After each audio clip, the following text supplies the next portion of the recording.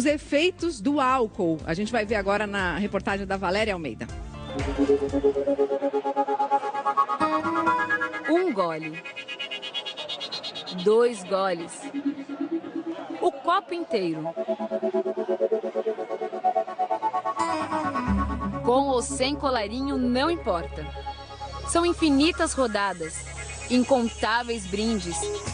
E a sede dos boêmios parece que aumenta no fim de ano. O problema é quando a festa se muda da mesa para a rua. Um estudo da Associação Brasileira de Medicina de Tráfego indica que 54% das pessoas que dirigem misturam álcool e volante. Eu, você, todos nós já escutamos a frase: se beber, não dirija. Mas afinal, que poder o álcool tem de nos tornar incapazes de fazer coisas do dia a dia, como assumir o volante? O jornalista Lupércio Tomás, um especialista no trânsito brasileiro, estudou os efeitos do álcool sobre os motoristas. A gente tem o que a gente chama de tempo de reação, né? Que é aquele momento em que você detecta um obstáculo e pressiona o freio do carro, né? Então, esse tempo de reação, uma pessoa sóbria, é de 1 segundo aproximadamente. Quando ela está embriagada, pode subir até 2 segundos. Ou seja, o espaço que o carro vai precisar para parar fica maior e aí pode ocorrer um acidente. Mesmo em doses pequenas, o álcool prejudica vários sentidos. A sua reação torna mais lenta, o campo de visão fica reduzido, você ouve menos e tem a questão da concentração, que é o pior, né? Você fica meio zuretão, assim, você não consegue manter o foco no trânsito, que é a coisa mais importante quando você assume o volante de um carro, né? O neurologista Fernando Morgadinho usa a réplica de um cérebro para mostrar as áreas mais afetadas. O cérebro é todo atingido pela onda do nível de álcool, mas tem algumas regiões que são mais sensíveis, como por exemplo aqui embaixo, na região posterior occipital, o do cerebelo, onde é justamente o controle da parte de equilíbrio.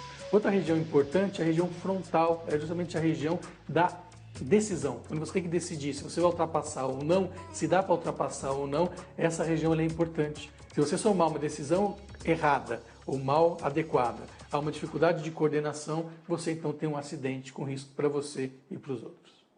Sabe aquela história de que foi só um copinho e não tem perigo? Não engula essa história. Qualquer quantidade de álcool pode prejudicar a concentração. Por isso, copo e carro devem ficar assim, sempre longe um do outro. Não existe limite seguro. Não existe limite seguro. A gente prometeu que ia falar quanto que pode beber e dirigir. Não tem, né? Assim, não tem nenhum cálculo que fala assim, ó, se você beber até tanto não vai ter problema. Qualquer quantidade pode realmente trazer um problema, até porque os limites são muito individuais e qualquer pouquinho aumenta o risco. Que risco você está disposto a correr? Essa que é a questão que a gente tem que se perguntar, né? Então é realmente perigoso. E por que a gente esquece das coisas quando a gente bebe? Ah, né? Quem não conhece aquele amigo que deu vexame e não lembra, né? Acho que aqui mostra, assim, ó, como que o cérebro carrega a nossa informação, né? Um caminhão de informação. A gente está o tempo todo recebendo informação. O tálamo, ele é o receptor de todas as informações do cérebro. Ele carrega, né? O cérebro carrega, passa pelo hipocampo, que vai guardar as memórias, lançando para o lobo frontal, essa região da frente da cabeça, que faz o filtro das informações, e aí o córtex vai guardar, né? Ele vai memorizar, depois quando a gente dorme, as memórias são consolidadas, etc. Então é um caminho, uma coisa depois da outra. Mas tem obstáculos nesse caminho, né, Mari? Vamos ver. O que pode acontecer? O que pode surgir no meio do caminho aí? No meio do caminho surge uma taça de vinho. Ou Já era. Mais um pouquinho. Aí pronto. Uma garrafa de vinho. Aí a informação fica truncada. A gente até recebe a informação. Você está falando com o bêbado lá, quem nunca passou por isso? Ele está conversando com você, parece que está entendendo lembrando de tudo. Exatamente. Só que a informação, ela é interrompida. O tálamo manda para o hipocampo e ele não consegue mandar para o lobo frontal ir para o córtex e aquela informação não é consolidada. Aí na manhã seguinte ele fala, quem? Eu? Fiz isso? Não lembro de nada. E aí tem o videozinho que cai na internet que mostra que ele fez. É isso mesmo. Tem uma pergunta do nosso auditório virtual, vamos dar uma olhadinha aqui na dúvida da Débora. A sensação de dirigir com sono é a mesma de dirigir alcoolizado? Débora, para responder a sua pergunta, a gente até tem uma arte aqui que a gente vai começar a mostrar para explicar um pouquinho sobre os efeitos da ressaca, que tem a ver com isso que ela está falando, né, doutor Dirceu? Vamos dar uma olhada aqui, então, nessa nossa ilustração.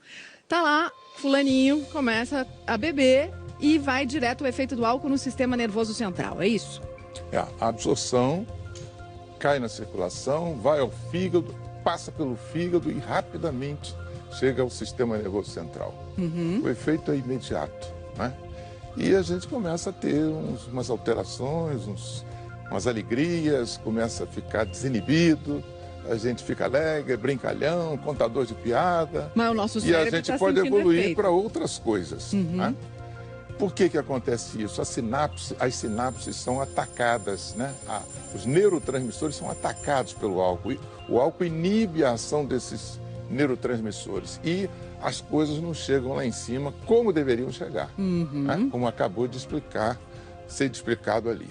E aí passou o tempo, o efeito do álcool vai embora. De 6 a 8 horas depois a gente acha que está tudo bem, mas na manhã seguinte acorda com ressaca. 6 a 8 horas depois da gente ter tomado um pileque, a gente já queimou todo aquele álcool. Se nós soprarmos o bafômetro, tá zero, tá zerado. Mas a gente não dorme tão bem. Mas dali para frente, o álcool metabolizado ele libera uma substância chamada acetaldeído. Essa substância é extremamente tóxica e é ela que vai levar esse indivíduo à ressaca. Alterações do sistema circulatório, do sistema nervoso central, de todos os sistemas, até o sistema endócrino vai estar alterado. E, logicamente, que sinais e sintomas vão aparecer. Ele vai ter uma síndrome, né, do pós-bebida alcoólica, o pós-excesso de bebida alcoólica. E, nesse momento, ele tem alterações visuais, ele tem alterações auditivas, ele tem tonteiras, náuseas, vômitos, torpor, fadiga, sonolência, suor frio. Tudo que a gente vai conhece da ressaca. E aí a gente fica com esses efeitos também, como se a gente tivesse dormido mal, os nossos reflexos prejudicados, ou seja, o sono e a ressaca também atrapalham muito na direção.